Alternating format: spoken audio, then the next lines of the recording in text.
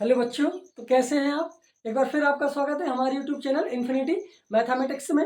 आज हम कक्षा 9वीं अध्याय 1 संख्या पद्धति के बारे में पढ़ने वाले हैं बेटा। संख्या पद्धति जो कक्षा 9वीं का पहला अध्याय है उसके बारे में पूर्णता से हम स्टडी करेंगे कि इसके अंतर्गत हमें किन किन चीज़ों का अध्ययन करना है और कैसे करना है, वो सारी बातें हम आगे वीडियो में आपसे करने वाले हैं। चलिए तो स्टार्ट करते हैं आज कक्षा 9वीं संख्या पद्धति, जिसको हम इंग्लिश में बोलते हैं बेटा नंबर सिस्टम। तो संख्या पद्धति में जो विभिन्न प्रकार की संख्या होती है उन सभी के बारे में आज हम इस वीडियो में पढ़ने वाले हैं। चलिए बेटा तो स्टार्ट करते हैं। संख्या पद्धति, संख्या पद्धति में हम पढ़ेंगे बेटा संख्याओं के बारे में। पहली जो संख्या आती है चलिए उन पर बात कर लेते हैं बेसिक पर। जो अगर आपसे वो संख्या पता ही नहीं होगी तो आप इस चैप्टर को अच्छे से नहीं सीख पाओगे। तो पहले हम संख्याओं के बारे में बात कर लेते हैं बेटा। पहली संख्या क्या होती है, पहली जो संख्या होती है उसका नाम है बेटा प्राकृतिक संख्या या प्राकृत संख्या बोलते हैं उसको, बोलते हैं प्राकृत संख्या।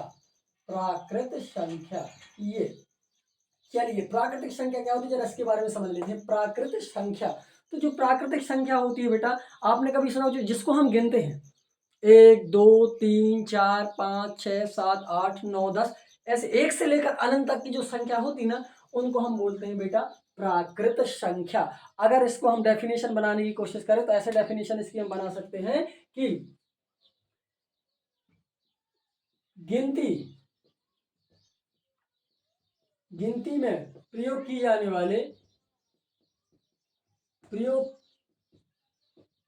वाले अंकों को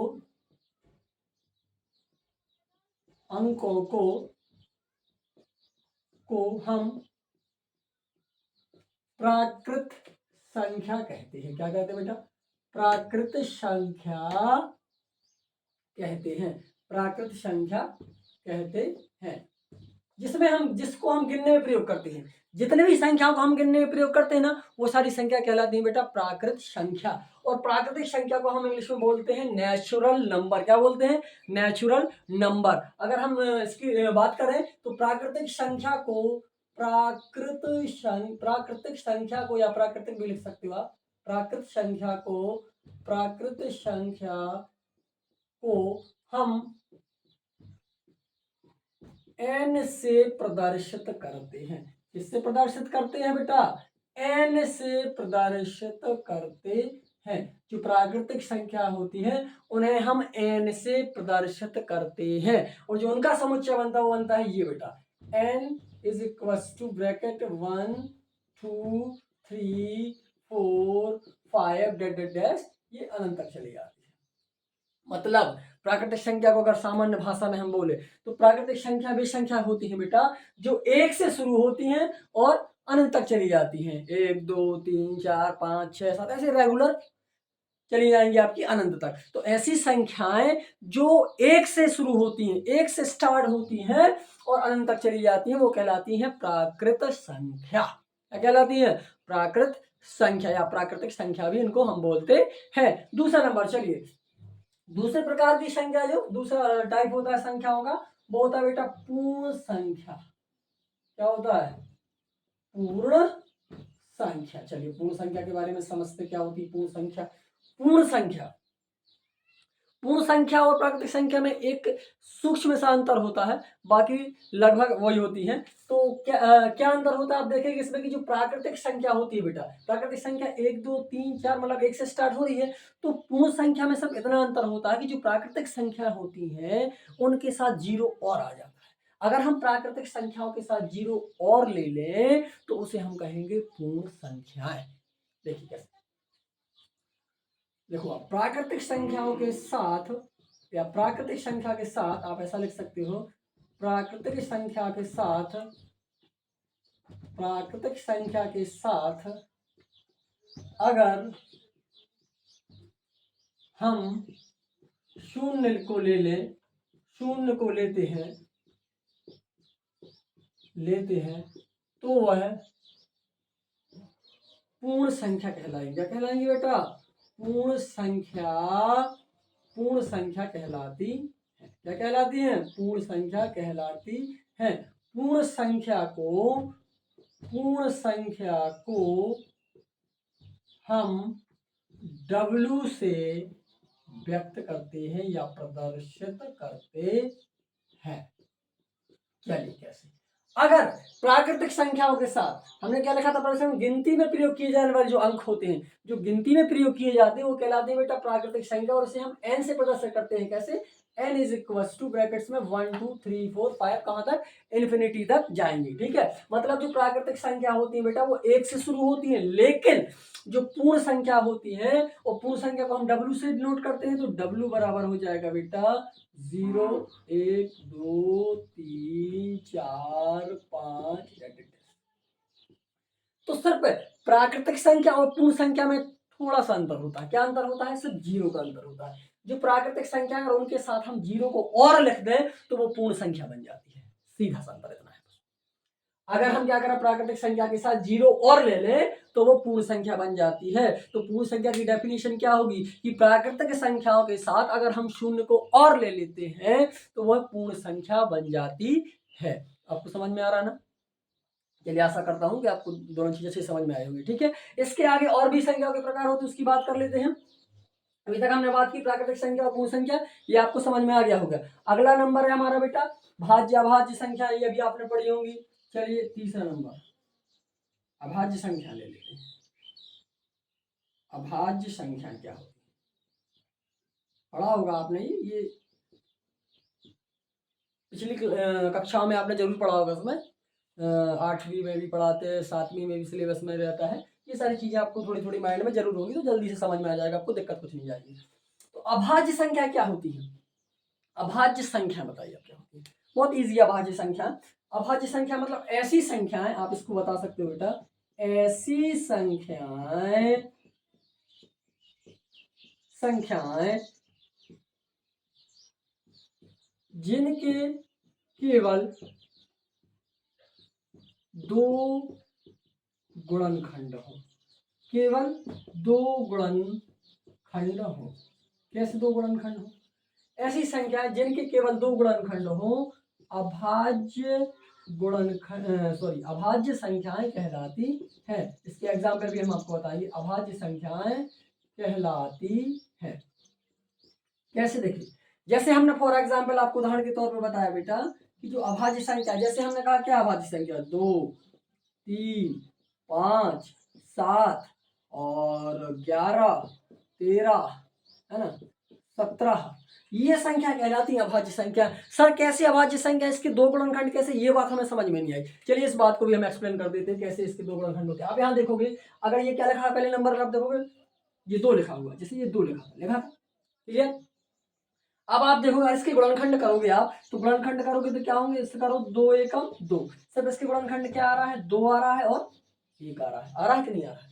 तो देखो इसके सिर्फ 2, क्या ये ऐसा कोई और नंबर है जो 2 को विभाजित कर सके? है क्या कोई नंबर ऐसा? कोई नंबर नहीं है। सिर्फ 2 में अगर आपको 2 के गुणनखंड आप निकालोगे तो क्या आएगा?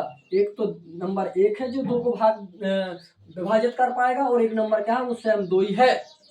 मतलब ऐसी संख्याएं जिनके गुणनखंड 2 होते हैं, और कौन कौन? एक तो वो स्वयं संख्या हो और दूसरा 1 हो। ऐसी संख्याओं को हम कहते हैं बेटा अभाज्य गुणनखंड। क्या कहते हैं? अभाज्य गुणनखंड। ऐसी संख्याएं जिनके केवल 2 गुणनखंड हो और जिनमें से पहला 1 और दूसरा वो खुद स्वयं संख्या होती है, इसकी अतिरिक्त तीसरा गुणनखंड नहीं होता, और ऐसी संख्याओं को हम कहते हैं बेटा अभाज्य संख्या। क्लियर?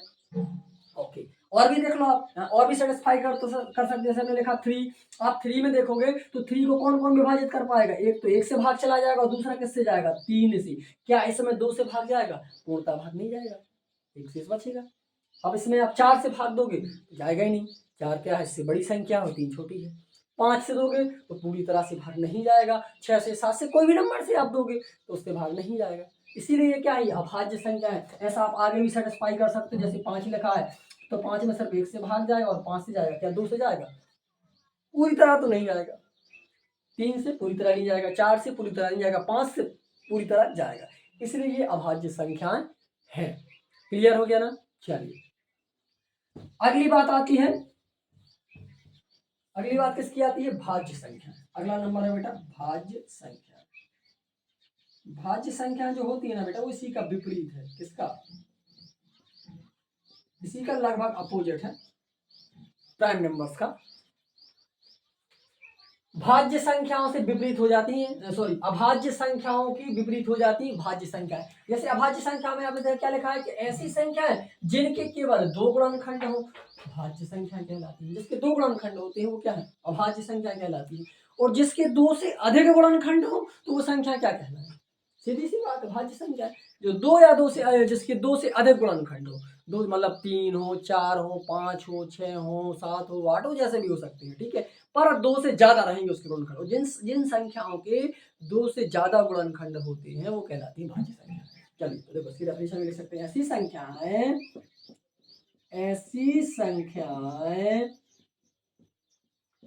संख्याएं जिनके गुणनखंड, जिनके ऐसा लिख सकते हो आप, जिनके तीन दो से अधिक, ऐसा लिख लो, ठीक है।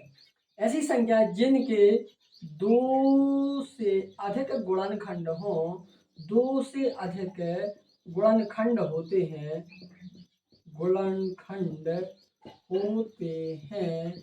उनको भाज्य संख्याएं कहते हैं, भाज्य संख्याएं कहते हैं, भाज्य संख्याएं कहते हैं। फॉर एग्जाम्पल क्या लिखोगे आप, उदाहरण में दो के बारे में, का तो उदाहरण बिल्कुल सरल है। कौन कौन सी संख्या जो भाज्य होगी, एक तो 4 होगी, 4 के बाद 6 भी हो जाएगी, 8 भी हो जाएगी, 10 भी, 12 भी, 14 भी। सर कैसे हो जाएंगी ये, कैसे हो जाएंगी, चलिए ये भी बता देते हैं हम आपको। इसके हम आपको कैसे पता चल जाएगा ये भाज्य है, तो सीधी सी ट्रिक होती है, आप बता दीजिए उसके 3 गुणनखंड है। ये जो संख्या हमने आपको दी है बता दीजिए कि उस संख्या के 3 गुणनखंड हो रहे हैं सर। अगर उसके 3 गुणनखंड हो जाएंगे मतलब वो संख्या भाज्य है। 3 तो होना चाहिए, 3 से ज्यादा हो जाए तो कोई प्रॉब्लम थोड़ी है। चलिए देखते हैं, सेटिस्फाई करके देखते हैं। जैसे पहले क्या लिखा हुआ है, 4। अब 4 है, अब देखना जरा, 4 है तो इन चारों को आप क्या करो, इसी गुणनखंड में दिखाओ। 4 में किस किस से भाग चला जाएगा, 1 से जाएगा, बिल्कुल जाएगा। चलिए लिख दीजिए, क्या 4 में 1 से भाग जाएगा, बिल्कुल जाएगा। 2 का भाग 4 में जाएगा, जाएगा। 2 दूनी के 4, क्या 4 में 4 का भाग जाएगा, यस सर। 4 एकम 4, देखिए इसके गुणनखंड कितने आ गए, 1 2 3 आ गए। 2 से ज्यादा आ गए ना, 2 से ज्यादा आ गए मतलब वो संख्या भाज्य संख्याएं है। Clear, okay. चलिए आप इसका स्क्रीनशॉट ले लीजिए, फिर इसके आगे हम और आगे एक्सप्लेन करेंगे आपको। चलिए इनसे आगे संख्या, अभी तक हमने क्या क्या पढ़ लिया बेटा, प्राकृतिक संख्या हो गई हमारी, पूर्ण संख्या हो गई है, और भाज्य और अभाज्य हो गई है। अगला नंबर है हमारा पूर्णांक। पूर्णांक, पूर्णांक क्या होते हैं, पूर्णांक का मतलब होता है बेटा ऐसी संख्याएं जिसमें प्लस की भी कुछ संख्या हो और माइनस की भी कुछ संख्या हो। मतलब ऐसी संख्या जो ऋण और धन दोनों से मिलकर बनी होती है वो कहलाती है बेटा पूर्णांक। क्या कहलाती है, पूर्णांक। तो आप यहाँ लिख सकते हो कि ऋणात्मक और धनात्मक संख्या के समूह को आप ऐसा भी लिख सकते हो कि ऋणात्मक संख्या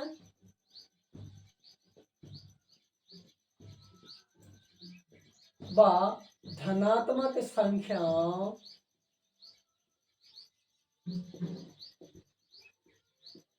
ऋणात्मक संख्या व धनात्मक संख्याओं को हम पूर्णांक कहते हैं। क्या कह सकते हैं बेटा, पूर्णांक कहते हैं।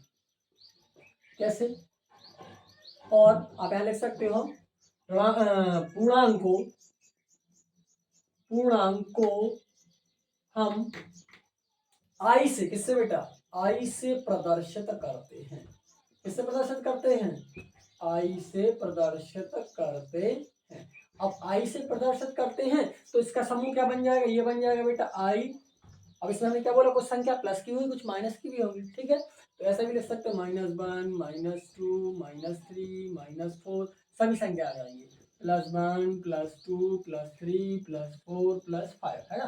तो ये संख्याओं का समूह जो बनेगा आपका, जो ऋणात्मक संख्या और धनात्मक संख्याओं का जो समूह बनेगा बेटा वो कहलाएगा हमारा पूर्णांक। क्या कहलाएगा, पूर्णांक। मतलब पूर्णांक वो संख्या होती है जो धनात्मक भी होती है और ऋणात्मक भी होती है, दोनों संख्याओं को हम क्या कहते हैं बेटा, पूर्णांक कहते हैं। क्लियर हो गया इतना। चलिए आगे अगला हम पढ़ने वाले परिमेय संख्या। परिमेय संख्या क्या होती है, ये बहुत इंपॉर्टेंट है।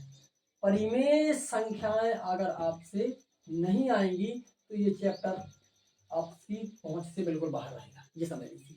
परिमेय संख्या और अपरिमेय संख्याओं का ज्ञान होना बहुत ही आवश्यक है। इस पूरे चैप्टर का आधार ही है ये परिमेय संख्या। परिमेय संख्या ये आप कक्षा 8वीं में भी पढ़ चुके हैं, 7वीं में भी पढ़ चुके हैं, तो मैं आशा करता हूँ कि 9वीं में आपसे बनना चाहिए। ठीक है, चलिए परिमेय संख्या क्या होती है, बिल्कुल इजी सरल तरीके से मैं बता रहा हूँ, और नहीं भी पढ़ा तो आज पढ़ लीजिए, बिल्कुल कोई डाउट नहीं होगा, ये मेरा पक्का वादा है। चलिए परिमेय संख्या क्या होती है, परिमेय संख्या होती है मतलब वे संख्याएं बेटा, वे संख्याएं जिन्हें हम P बटे Q के रूप में लिख सकते हैं, उन्हें हम परिमेय संख्याएं कहते हैं। क्या कहते हैं बेटा, परिमेय संख्याएं कहते हैं। इसकी शर्त क्या होती है, इसकी एक शर्त होती है कि जहां पर P, ऐसा लिख सकते हो आप, परिमेय संख्या कैसी होनी चाहिए, P बटे Q के फॉर्म में होनी चाहिए, लेकिन एक शर्त होती है Q इज नॉट इक्वल 0। मतलब परिमेय संख्या तो ऐसी संख्याएं हैं जिन्हें आप क्या कर सकते हो, P बटे Q के रूप में लिख सकते हो, मतलब वो परिमेय संख्या है। लेकिन इसकी भी एक शर्त है कि Q इज नॉट इक्वल 0, मतलब जो संख्या आप परिमेय संख्या आप बना रहे हैं, उस परिमेय संख्या में आपको ध्यान रखना है कि नीचे 0 नहीं होना चाहिए। जो हर है, हर वाला अंक जो नीचे की संख्या रहेगी आपकी परिमेय संख्या बनाने की, वो 0 नहीं होना चाहिए। अगर वो 0 है तो वो परिमेय संख्या नहीं होगी। चलिए कैसे, अब फॉर एग्जाम्पल हम आपको बता देते उदाहरण, जैसे हमने ये लिखा, हमने लिखा 1/2, ये परिमेय संख्या है। देखो बेटा आप नीचे देखो 0 नहीं है, आप यहाँ लिख सकते हो 7/9, 15/16, कुछ भी लिख सकते हो आप। और जैसे 5, 6, 7, 8, सर ये तो बटे में लिखी नहीं, ये कैसे परिमेय संख्या, अरे भैया ये भी परिमेय संख्या है, इसको हम ऐसा नहीं लिख सकते का 5/1, 7/1 या 7/2, 3, जो चाहे हम बोले सकते हैं वहां, है ना। तो अगर कुछ भी नहीं है तो इसका मतलब ये है कि 5/1, इसमें कोई अंतर तो आता नहीं है। 1 से भाग करने पे क्या आएगा, आपको 5 ही तो मिलेगा, उसको हम लिख भी सकते हैं 5/1। इसलिए ये संख्या क्या है, ये परिमेय संख्याएं हैं, आपको ध्यान रखना है। ऐसी संख्याएं, वे संख्याएं जिन्हें हम P बटे Q के रूप में लिख सकते हैं, उन्हें हम परिमेय संख्याएं कहते हैं। रेशनल नंबर, क्या, रेशनल नंबर, क्लियर, ठीक है, आपको समझ में आ गया होगा। वे संख्या जिन्हें हम P बटे Q के रूप में लिख सकते हैं, उन्हें हम परिमेय संख्या कहते हैं। अगला टॉपिक है हमारा अपरिमेय संख्या। तो अगर आपने परिमेय संख्या सीख ली तो अपरिमेय संख्या अपने आप समझ में आ जाएगी, वो सीखने की जरूरत नहीं है। अपरिमेय संख्या, तो अपरिमेय संख्याएं क्या होती हैं, थोड़ा थोड़ा सा आपको दिमाग में आ रहा हो कि परिमेय और आ जुड़ा है तो क्या होगा अपरिमेय। अपरिमेय मतलब परिमेय का थोड़ा सा उल्टा होगा, विपरीत होगा। तो अपरिमेय संख्या क्या होंगी, ऐसी संख्याएं जिन्हें हम, आप यहां लिख सकते हो बेटा, वे संख्याएं जिन्हें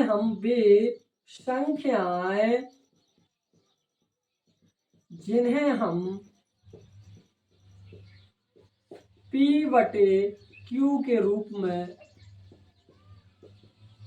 जिन्हें हम P बटे Q के रूप में क्या नहीं कर सकते, नहीं लिख सकते, उन्हें हम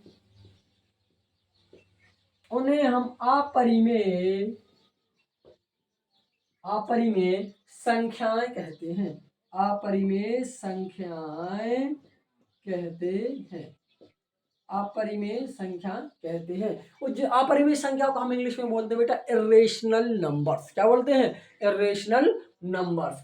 तो वे संख्याएं जिन्हें हम P बटे Q के रूप में लिख सकते हैं वो परिमेय होती हैं, और जिन्हें हम P बटे Q के रूप में नहीं लिख सकते वो क्या होती हैं, अपरिमेय होती हैं। सीधा सा है, उदाहरण के तौर पर आप लिख सकते हैं एग्जाम्पल में क्या क्या है, जैसे हमने लिखा √2, √3, √5, √7, √11, कुछ ऐसी संख्याएं है ना, ये क्या है, अपरिमेय संख्याएं होती हैं। इसे हम बटे में नहीं डिनोट नहीं कर सकते बेटा इसको, है ना। ये क्या कहलाती है? परिमेय। और कुछ सॉरी अपरिमेय संख्या। अपरिमेय जैसे लिखा सर, ये लिखा है कर्ण 4, तो क्या ये अपरिमेय? भैया ये अपरिमेय नहीं है, ये परिमेय है। कैसे है सर? आपने देखा होगा कि 2 का वर्ग, 2 का वर्ग है, 2 का वर्ग क्या होगा? 4, और इसका स्क्वायर हटाएंगे तो क्या हो जाएगा? करणी, है ना। मतलब इस करणी 4 का मान कितना होता है? 2, और 2 को हम लिख सकते हैं 2/1, तो ये परिमेय संख्या हो गई। ऐसे ही करणी 9 जिसका वर्गमूल होता है वो संख्या परिमेय होती है। जैसे करणी 9 का क्या होगा? 3, करणी 16 का क्या होगा? 4, करणी 25 का क्या होगा? 5, करणी 36 का क्या होगा? 6, करणी 49 का क्या होगा? 7। तो ऐसी संख्या परिमेय होती है, ध्यान रखना है, नहीं तो सब पानी में बहा दो आप, ठीक है। ऐसा नहीं करना है। तो ध्यान रखना है कि जिन संख्याओं का वर्गमूल होता है वो परिमेय संख्या होती है, और जिनका वर्गमूल नहीं होता, पूर्ण वर्गमूल नहीं होगा जिसका, वो क्या होगी? अपरिमेय। जैसे करणी 2 का कुछ नहीं होता, करणी 3 का नहीं होता, करणी 5, 7, 11 इनका नहीं होता, जैसे करणी 23 का भी नहीं होता है ना। तो वो संख्या किस में आ जाएगी? अपरिमेय संख्याओं में आ जाएंगी।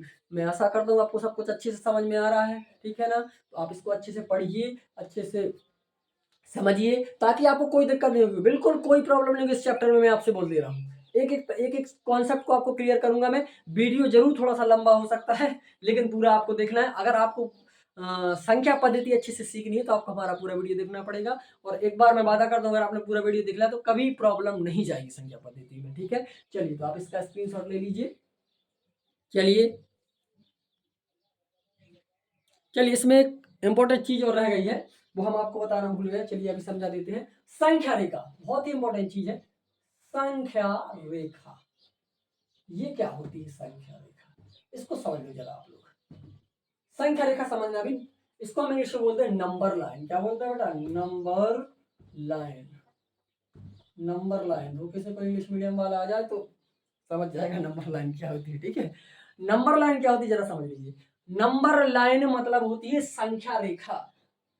उसके नाम से स्पष्ट हो रहा है बेटा, ऐसी रेखा जो संख्याओं को प्रदर्शित करती है वो कहलाती है संख्या रेखा। जो किसको प्रदर्शित करती है? संख्या को। नाम ही से समझ में आ रहा है कि संख्या रेखा मतलब ऐसी रेखा, जैसे ये एक रेखा है, ऐसी रेखा जो संख्याओं को प्रदर्शित करती है, संख्या रेखा कहलाती है। चलिए बता दे, जैसे ये हो गया हमारा 0।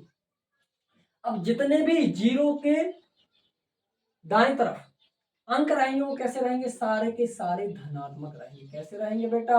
धनात्मक, मतलब सारी की सारी संख्याएं इस साइड धन की रहेंगी, सारी की सारी संख्याएं धन की रहेंगी। और 0 से बाईं तरफ जितने भी अंक रहेंगे सारे के सारे ऋणात्मक रहने वाले हैं, सब के सब ऋणात्मक यहाँ रहेंगे। समझ गए आप? क्लियर? तो ये धनात्मक संख्या हो गई। 0 से दाईं तरफ सारी संख्या धनात्मक होती है, 0 की बाईं तरफ सारी संख्या कैसी होती है? ऋणात्मक होती है। ये कहलाता है बायां पक्ष। क्या कहलाता है बेटा? बायां पक्ष, जिसको हम इंग्लिश में बोल सकते हैं लेफ्ट हैंड साइड। ये है बेटा 0 से साइड वाला। आप इसको ऐसे कर लो, ये, और यहां से ये कहलाता है दायां पक्ष। क्या कहलाता है बेटा? दायां पक्ष। सीधी सी बात है, जो हमारा हाथ साइड है ये कहलाता है राइट हैंड साइड, ठीक है, कहलाती है राइट हैंड साइड। मतलब संख्या रेखा मतलब ऐसी रेखा जो संख्याओं को प्रदर्शित करती हो, वो संख्या रेखा कहलाती है। तो 0 से दाएं तरफ के सारे अंक कैसे होते हैं? धनात्मक होते हैं, और 0 से बाएं तरफ के जितने भी अंक होते हैं सारे के सारे ऋणात्मक होते हैं। और 0 क्या है भैया? 0 नाइदर पॉजिटिव और नाइदर नेगेटिव, मतलब 0 ना ही तो धनात्मक संख्या और ना ऋणात्मक है, वो एक प्रकार का न्यूट्रल उदासीन होता है बीच में, ठीक है, दोनों के बीच में। लेकिन 0 is greater than every negative number, मतलब जो 0 है बेटा वो सभी ऋणात्मक संख्याओं से बड़ा होता है, और जो 0 यहाँ सभी धनात्मक संख्याओं से छोटा क्या होगा? 0। ठीक है, समझ गया ना? क्लियर, आप लोग समझ गए होंगे। इससे आगे अब हम स्टार्ट करेंगे बेटा एक्सरसाइज 1.1 प्रश्नावली 1.1 को हम चलिए हल करना स्टार्ट करते हैं, ठीक है। इसको आप स्क्रीनशॉट ले लीजिए। चलिए बेटा, तो मैंने बोला था कि वीडियो थोड़ा सा लंबा हो सकता है, लेकिन ध्यान से आपको देखना है, थोड़ा पेशेंस रखना है, पूरा वीडियो देख के ही जाना है, ठीक है। चलिए हमारा स्टार्ट होना है बेटा एक्सरसाइज 1.1 अध्याय 1 की जो एक्सरसाइज है वो ना 1.1 मतलब प्रश्नावली 1.1 हम स्टार्ट कर रहे हैं यहाँ से। अभी तक का जितना भी अध्याय 1 का बेसिक्स था वो पूरा का पूरा बेसिक मैंने आपको समझा दिया, उसको ध्यान से पढ़ना है आपको, उसको स्किप नहीं करना है। आप ध्यान से पढ़ोगे तो पूरा चैप्टर आपसे बनेगा, अगर आपने स्किप कर दिया तो प्रॉब्लम होगी, ठीक है। इसलिए पूरा बेसिक ध्यान से पढ़ के ही जाना है। चलिए अब हमें स्टार्ट करना है बेटा एक्सरसाइज 1.1 प्रश्नावली 1.1। प्रश्नावली 1.1 का क्वेश्चन है बेटा कि क्या शून्य एक परिमेय संख्या है। इन्होंने क्वेश्चन पूछा हमें कि क्या शून्य एक परिमेय संख्या है, क्या इसे p बटे क्यू के रूप में लिख सकते हैं जहां p और q पूर्णांक है और q इज नॉट इक्वल 0। इन्होंने कहा कि आप बताओ कि शून्य है, जो शून्य आपने देखा होगा शून्य 0 ऐसे ये 0 है ना, ये बताना है कि ये परिमेय संख्या है कि नहीं, ये हमें बताना है, उसका कारण भी देना कि परिमेय संख्या है तो क्यों है भाई। चलिए हम बताते हैं। पहले बात तो ये हम आपको सिद्ध कर देते हैं कि 0 एक परिमेय संख्या है, इसको लिख के चलिए। चलिए हम इसका सॉल्यूशन करेंगे तो हम यहाँ लिखेंगे हल में, सिर्फ हमें आंसर देना है किसमें, हाँ या ना में देना है। चलिए फिर भी हम क्वेश्चन का आंसर दे देते हैं। तो क्या शून्य एक परिमेय संख्या है, तो आप लिखोगे हाँ, हाँ शून्य एक परिमेय संख्या है, परिमेय संख्या है। सर आपने तो रट्टा मार दिया। अरे भैया रट्टा नहीं मारा, हम इसको सिद्ध करके बता रहे हैं आपको। चलिए हाँ शून्य एक परिमेय संख्या है मान लेते हैं हम। चलिए हमने क्या बताया था कि परिमेय संख्या अगर वो p बटे q के फॉर्म में लिख जाती है तो परिमेय संख्या है। चलिए तो हम यहाँ मान लेंगे, हमने माना बेटा यहाँ की p मान लेते हैं, p 0 है, पहली संख्या क्या मान लिया 0 है। एवं q देखा आपने जो नीचे रहता है ये हर में q is equal to 1 2 3 4 dash कुछ भी हो सकता है, कुछ भी हो सकता है ना, हो सकता है बिल्कुल। क्यों, पहला जीरो की बात हो रही है तो पी को मैंने क्या माना 0, और ये क्यू कुछ भी हो सकता है, 1 भी हो सकता है, वहां 2 भी हो सकता है, वहां 3 भी हो सकता है, वहां 4 भी, कुछ भी कोई भी नंबर हो सकता है। चलिए ठीक है। अब आपकी परिमेय संख्या की शर्त क्या होती है, परिमेय संख्या की जो शर्त है वो होती है परिमेय संख्या बराबर होता है सर p बटे q होता है, ये इसकी शर्त होती है। तो p की वैल्यू क्या रखी है हमने 0, और q की जगह पे आप चाहो यहाँ पे 1 रख सकते हो, 2 3 4 जो चाहो वो रख सकते हो। देखो यही फॉर्म होता है p बटे q, लेकिन शर्त क्या होती है q इज नॉट इक्वल 0, मतलब नीचे की संख्या 0 नहीं होनी चाहिए, ऊपर की 0 होगी तो चल जाएगा, वही कहलाती है परिमेय संख्या। ठीक है, तो ऐसे ही आपने क्या 0 तो हमने 0 ले लिया, पी की जगह क्योंकि जगह चाहे 1 ले लो, 2 ले लो, 3 ले लो, जो चाहो वो ले सकते हो, इसीलिए 0 एक परिमेय संख्या है, ये हमने सिद्ध कर दिया। आई होप आप समझ गए होंगे। चलिए नेक्स्ट क्वेश्चन देखते हैं बेटा। नेक्स्ट क्वेश्चन, आप बस बने रहो, आपको ऐसे समझा दूंगा कि दोबारा पढ़ने की जरूरत नहीं पड़ेगी, ये बात ध्यान रखना, सिर्फ आप बने रहो वीडियो में लास्ट तक। क्या दिया है अगला क्वेश्चन, 3 और 4 के बीच 6 परिमेय संख्याएं ज्ञात कीजिए।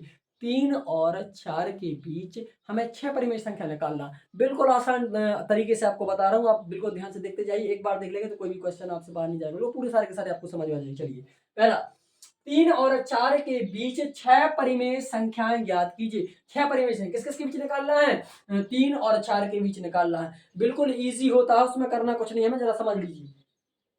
कितनी संख्या की बात हो रही है यहाँ 6, कितनी संख्या की बात हो रही 6, तो आपको पहले यहाँ करना क्या, क्या लिखेंगे आप हल।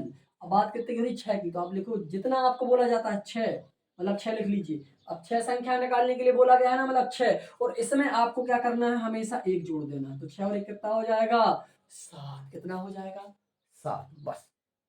अब संख्या कौन कौन सी दी है 3 और 4, तो यहाँ लिखोगे अब आप लिखकर क्या लिखा 3, ये 3 लिखा है ना, इस 3 में अभी हमने कितना जोड़ा 6 में 1 जोड़ा तो 7 है, 6 क्यों जोड़ा सर, 6 संख्या निकालनी इसलिए 6 लिया, और ये विधि होती है कि जितनी संख्या उसमें 1 जोड़ देते हैं, तो 6 है तो 6 में 1 जोड़ा तो 7 हो गया। अब इसी संख्या से आप ऊपर गुणा कर दो और इसी से आप सर नीचे गुणा कर दो, तो 7 त्रिके 21 बटे 7 का 7, समझ गए क्या, बिल्कुल सर। एवं दूसरा देखेंगे आप, यहाँ ले रहा हूं मैं, यहाँ एवं दूसरी संख्या क्या दी है सर 4, तो 4 आप लोगे 4 के साथ संख्या क्या आई थी 6 में 1 जोड़ने पर 7 आया था ना, तो 7 से गुणा करना है और 7 आई से नीचे, अब दोनों का गुणा कर दीजिए, 7 चौका 28 बटे 7 का 7। अब कितनी संख्या निकालनी थी 6, अब लिखोगे अतः परिमेय संख्याएं, परिमेय संख्या, बिल्कुल इजी तरीका बता रहा हूं मैं आपको, संख्याएं कितनी हो गई 21 के इसके 3 और 4 के बीच, मतलब 21/7 और 28/7 के बीच लेना है, तो 21 के बाद क्या आएगी 22/7, 22 के बाद 23/7, इसके बाद 24/7, इसके बाद 25/7, फिर 26/7, फिर इसके बाद 27/7। हमें इन दोनों के बीच में कितनी संख्या चाहिए थी? 6। गिनो आप कितनी हो गई? 1 2 3 4 5 6 हो गई ना 6। हमें 6 संख्या निकालनी थी और हमारी ये 6 की 6 संख्या निकल कर हो गई है तैयार, और हमारा क्वेश्चन भी हो गया बिल्कुल कंप्लीट रेडी। बिल्कुल आसान तरीके से क्या करना है एक बार फिर मैं इसको एक्सप्लेन करके आपको बता रहा हूँ। जैसे क्या लिखा, 3 और 4 के बीच 6 परिमेय संख्या निकालना। कितनी निकालना है? 6, तो 6 लीजिए, और इसकी ये मेथड होती है कि उसमें एक जोड़ दीजिए आप। जैसे 6 निकालना तो 6 में एक जोड़ेंगे तो 7 हो गई। संख्या क्या दी है? 3। उसी जो संख्या यहाँ आई उसी को ऊपर नीचे गुणा कर दीजिए, ये कर दिया। ऐसे किस में 4 दिया तो 4 में ऊपर नीचे कितनी संख्या है जोड़ने के बाद? 7 आई, तो 7 से ऊपर गुणा और नीचे भी। चलो इनका गुणा करेंगे तो 21 7 21/7, इसका गुणा करेंगे 7 चौके 28/7। अब 21 और 28 के बीच में जितना आ रहा है क्या क्या आएगा? 22 23 24 25 26 27 सबको लिख देना है। तो ये हमारी अतः परिमेय संख्या ये निम्न है। ये हमारा आंसर बिल्कुल कंप्लीट हो गया, स्क्रीनशॉट ले लीजिए। चलिए बेटा अगला क्वेश्चन हमारा 3rd नंबर, 3/5 और 4/5 के बीच 5 परिमेय संख्या निकालना। इससे पहले हमने क्वेश्चन करवाया है दूसरा नंबर, बिल्कुल सेम टू सेम वही करना है, कुछ चेंजेस नहीं करने हैं, बिल्कुल वही का वही क्वेश्चन आप करोगे और सॉल्यूशन आएगा। देखो हम उसी मेथड से करते हैं। पहले हम क्या करते थे बेटा, अब देखोगे कितनी संख्या निकालना, इजी है बिल्कुल। अब क्या लिखोगे यहाँ हल, संख्या कितनी निकालनी बेटा? 5, तो लिखोगे 5। 5 में क्या जोड़ते हैं हम? 1, तो कितना हो जाएगा? 6। 5 मतलब कितना हो गया? 6। 5 में 1 जोड़ेंगे 6। 5 क्यों जोड़ा? क्योंकि हमें 5 परिमेय संख्या निकालना इसलिए 5, और जितनी परिमेय संख्या निकालते हैं उसमें 1 जोड़ते। पिछले हमें 6 निकालने थे, 6 में 1 जोड़ा था। इस बार हम 5 निकाल रहे हैं तो 5 में 1 जोड़ेंगे तो कितना हो जाएगा? 6 हो जाएगा। अब 5 में 1 जोड़ा तो 6 हो जाएगा। अब हमें करना क्या है बेटा? वही मेथड जो वहां की थी। अब ले लीजिए यहाँ पे, अब लिखेंगे आप, अब लिखकर क्या करेंगे, इसको लिखेंगे 3/5, और जितना यहाँ आया उसी से गुणा और उसी से भाग करना। तो कितना आया? जैसे यहाँ पर क्या आया? 6, तो 6 से इसी में गुणा करना है बेटा, ऐसे 6 से गुणा और ऊपर और नीचे, ठीक है। 6 3 18 बटे 5 छक्का का 30। चलिए एवं क्या लिया? 4/5 लिखो, 4/5 क्या है? 6। 6 से ऊपर गुणा और 6 से नीचे गुणा कर दीजिए। 6 चौका 24 और 5 छक्के के 30। संख्या किस किस के बीच निकालना? 18 30 और 24 30 के बीच। तो 18 के बाद शुरू कर दीजिए, यहाँ लिख दीजिए अतः परिमेय संख्याएं। अतः परिमेय संख्या, कितनी परिमेय संख्याएं? 5। 5 बोला ना बेटा निकालने के लिए, 5, तो 5 लिख दीजिए। 18 के बाद क्या आएगा? 19/30, 20/30, 21/30, 22/30, 23/30, क्योंकि आगे क्या? 24। इन दोनों के बीच ना 18 से 24 के बीच, तो 1 2 3 4 5, ये पांचों की पांचों संख्या हमारी आ गई। समझ में आ गया आपको? चलिए अगला क्वेश्चन बेटा बिल्कुल इजी, सत्य सत्य बताना क्या ये सत्य की असत्य है, थोड़ा उसका तर्क भी हमें पता होना चाहिए। ऐसा नहीं कि सत्य असत्य और बस हो गया काम, ऐसा नहीं करना है। उसका कारण भी हमें पता होना चाहिए कि सत्य सत्य क्यों है ये। चलिए पहला क्वेश्चन क्या है, दिए गए सॉरी चौथा नंबर है, दिए गए कथन सत्य असत्य कारण के साथ उत्तर देना है हमें। सत्य है तो क्यों और असत्य है तो क्यों, उसका आप कारण बताइए। ठीक है चलिए बताते हैं। पहला क्या दिया, प्रत्येक प्राकृतिक संख्या एक पूर्ण संख्या होती है क्या? क्या क्वेश्चन वो कह रहे कि जो प्राकृतिक संख्या है क्या वो पूर्ण संख्या है? प्रत्येक प्राकृतिक संख्या मतलब जितनी भी प्राकृतिक संख्या वो सभी की सभी क्या पूर्ण संख्या होंगी? अब इसका उत्तर आप कब दे पाओगे? इसका उत्तर आप तब दे पाओगे जब आपने हमारा पूरा बेसिक पढ़ा होगा। उस बेसिक में हम प्राकृतिक संख्या और पूर्ण संख्या पूरी समझा चुके हैं। बेसिक में समझाया हमने कि प्राकृतिक संख्या क्या होती है और पूर्ण संख्या क्या होती है। तो बताना कि जो प्राकृतिक संख्या क्या वो पूर्ण संख्या होगी। चलिए पहले तो हम डिसाइड कर लेते हैं कि जो प्राकृतिक संख्या क्या होती है। आप देखोगे यहाँ ये होता सत्य है। क्या होता है? सत्य होता है, लेकिन हम उसको समझा के बताएंगे आपको ये क्या है, सत्य है। क्यों सत्य है समझिए जरा। जो प्राकृतिक संख्या है बेटा, देखो प्राकृतिक संख्या को हम n से दर्शाते हैं। n में आप देखोगे क्या होती है, 1 से जो शुरू होती है वो सारी क्या कहलाती है? प्राकृतिक संख्या कहलाती है। एवं पूर्ण संख्या क्या होती है? पूर्ण संख्या क्या होती है? पूर्ण संख्या को हम w से दर्शाते हैं, और जो पूर्ण संख्या होती है वो कहाँ से स्टार्ट होती है? 0 से होती है कि नहीं होती? तो आप देखोगे कि जो देखो यहाँ से देखो जितनी संख्या इसमें है उतनी संख्या इसमें है, सिर्फ 0 का अंतर है। तो यही पूछा कि प्रत्येक प्राकृतिक संख्या पूर्ण संख्या होगी? बिल्कुल होगी। जितनी प्राकृतिक है देखो पूर्ण में भी उतनी ही है। तो जो प्राकृतिक संख्या वो सबकी सब पूर्ण संख्या है, इसलिए ये सत्य है, क्योंकि जो प्राकृतिक संख्या है वो पूर्ण संख्याओं में आती है। पूरी की पूरी प्राकृतिक संख्या पूर्ण संख्याओं में आती है, क्योंकि वो पूर्ण संख्या 0 से शुरू होती है, जबकि प्राकृतिक संख्या 1 से होती है। तो जब प्राकृतिक संख्या 1 से होती है तो इसमें 1 से आती है, देखो 1 से सारी आ रही संख्या है, जिसमें 1 से शुरू है वो सारी संख्या यहाँ भी आ रही है, इसलिए जो प्राकृतिक संख्या वो पूर्ण संख्या होती है। ये बात बिल्कुल सत्य है। क्लियर? चलिए दूसरा क्वेश्चन। प्रत्येक पूर्णांक एक पूर्ण संख्या होती है। जो पूर्णांक है क्या वो पूर्ण संख्या होगी?